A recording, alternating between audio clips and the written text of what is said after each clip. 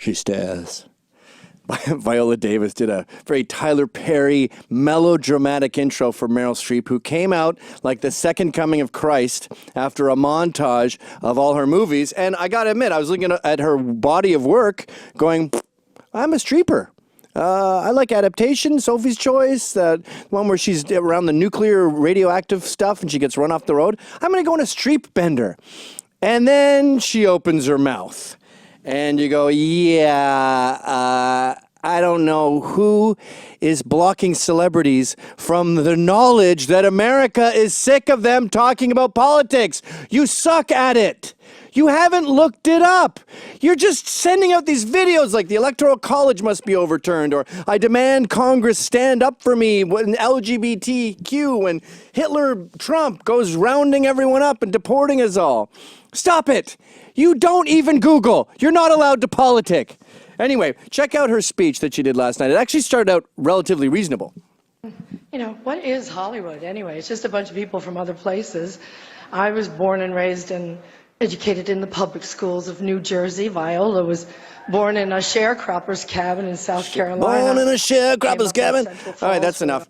Yeah, you are the most creative drama club kids, the most annoying people, the biggest megalomaniacs with rich parents from around the country. And even if you showed up there poor, like Viola Davis surely did, you make your millions and then you float off on this salad. Liberal Hollywood is the most liberal liberals get.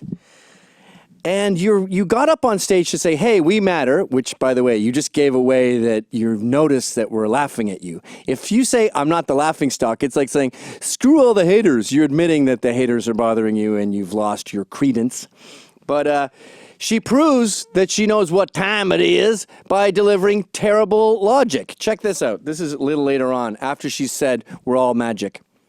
And if we kick them all out, you'll Actors. have nothing to watch but football and mixed martial arts, which are not the arts. Nailed it! I'm sick of people saying mixed martial arts is the arts. You know that nobody who never says that? Nice straw man argument of the century there, Meryl. And we never said we're going to deport you. I don't know where you got this. You're not illegal aliens. You're not illegal. You said you're going to move to Canada. You lied. We don't want to abolish TV and film. We want to abolish idiots talking about politics. And then she really doubled down with her ignorance, this retard, and said the following. But there was one performance this year that stunned me. It sank its hooks in my heart. She's modern primitive. She puts those hooks in her chest and hangs. There was nothing good about it. But it was effective and it did its job. You're getting a Lifetime Achievement Award. Shut up. And show their teeth. It was that moment when the person asking to sit in the most respected seat in our country imitated a disabled reporter, someone he outranked in privilege, power, and the capacity to fight back. What? It kind of broke my heart when I saw it, and I still can't get it out of my head. Okay, can you just stop there? She still can't get it out of her head, but she never looked it up. What is going on here? It can't be that easy. It's like when Obama talked about the pay gap and said women earn less. Yeah, they earn less because they tend to not pursue more expensive stuff. They're also not equally represented in sanitation. Did Obama not look it up, or was he purposely obfuscating the truth? Is that what she's doing here? I can't quite play it out.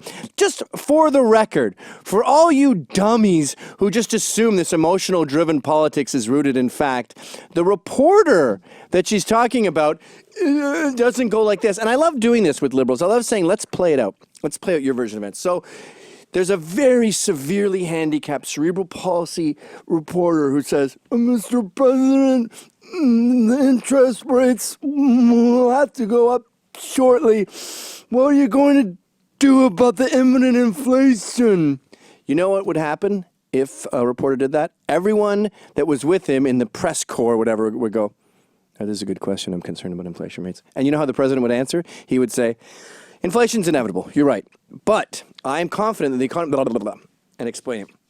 So the reporter that she's talking about, that she clearly hasn't looked up, isn't doesn't have any weird gestures. He just has a gammy hand, as the Brits would say, like someone whose mother did thalidomide. His head is perfectly normal, and everything else but this one little T-Rex hand, everything else is normal. Can you show this perfectly normal guy? I'll jump over here. Look at that thing. That's the only handicap part about him. This talks like a reasonable reporter. Hit play. Missing puzzle piece you're looking for in the Boston case. In the Boston case, my understanding is at this point it's rather circumstantial.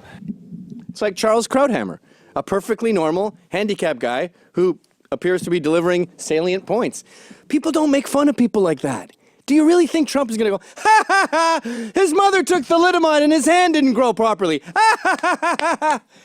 I don't think 8-year-olds do that. And he didn't do it. In fact, when he goes like this, he's making someone look flustered. This is Trump's thing. I'm solid. If you ask me about waterboarding, I'll say, let's do it. They're chopping off heads. Time to do it. Steven Crowder did it for, 22 seconds? They can handle it. They'll be fine. It's not torture. And then when other people are confronted with that, they go, oh, I can't help. He does this when he's talking about himself. It's called being effusive. It's what New Yorkers do. I blame Italians for it. But look at this. This is him doing it for just about everyone. Well, how did you get them? They were sent by Russia. That's the entire They said, DNC. Senator Cruz, what do you think Cruz? of waterboarding? I don't want to talk about it. He didn't want to talk about water. And they said to him, what do you think about ISIS? Oh, ISIS is very tough. Oh, ISIS is very tough. When you see the president of the bank, I mentioned the word regulator. Is he talking about Jews there? He's saying Jews are retarded.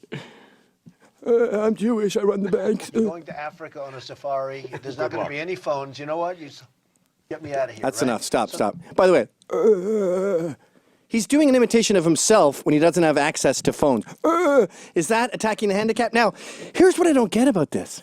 We are in the week where we just saw a real-life special needs person, not someone with an imperfect hand. We saw a real-life special needs person tortured by Trump supporters. Has she not seen that? Can you pull that up? Trump. Five people, boy. No, bitch. Everyone has seen this, right? Is she trying to prevent a race war by saying Trump did it too and lying? Is this communist propaganda? I don't understand it, honestly. Is she a retard? Oh, I'm Meryl Streep. Oh, the president makes fun of people. Hi, folks. That was a Rebel Media short. I have my own show on Rebel Media called How's It Going? You got to pay for that one. Check it out right here.